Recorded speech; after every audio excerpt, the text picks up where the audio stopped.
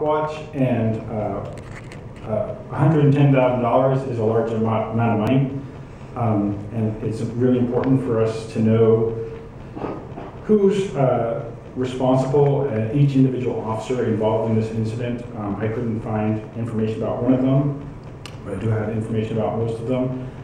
It's also, I recognize it's 3.5 years ago, but it's also another incident where tasers were misused, something involving a hip-hop show, which is the IPR is investigating now, how the Portland police respond to hip-hop shows.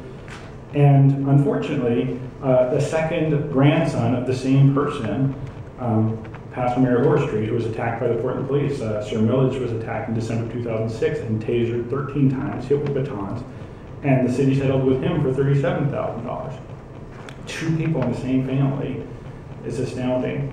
So the officers involved in this, Daryl Shaw, Matthew Delanikos, and Gregory Byrne and David Abramson.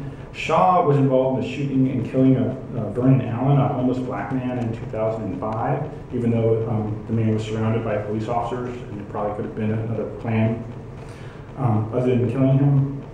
In a 2011 lawsuit, it was revealed that he had 33 prior internal affairs complaints before this. I have to say, I really have to thank the City Attorney Rice for revealing that there was no finding of misconduct in the IA investigation. It's actually the Bureau that makes the decisions if they were out of policy, not IA or IPR, and no, this was not appealed to the Citizen Review Committee. I would have known about it. And Daryl Shaw and Matthew Delanikos were also named by a female recruit, whistleblower cop, as being abusive, and it's one of the reasons she decided to quit the Bureau. So, you know, again, this was 3.5 years ago. I don't know what those officers are doing now, but I sure hope that they aren't doing this kind of behavior anymore. I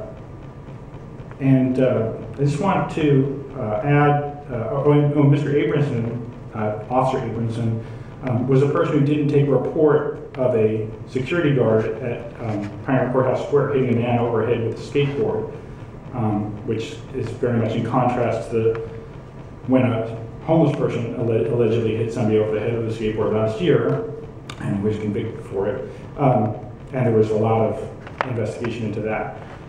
So I just want to wrap up by saying, Mr. Mayor, we've been trying to get a meeting with you at Portland Cop Watch.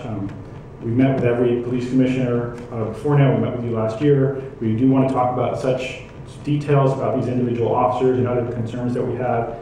And particularly now that we've learned that, as you mentioned, the Joint Terrorism Task Force a minute ago, we learned that you did not apply for or get security clearance as you promised this spring, and you said that if that happened, you'd bring it back to council this summer. So we do want to have a meeting with you if that's possible.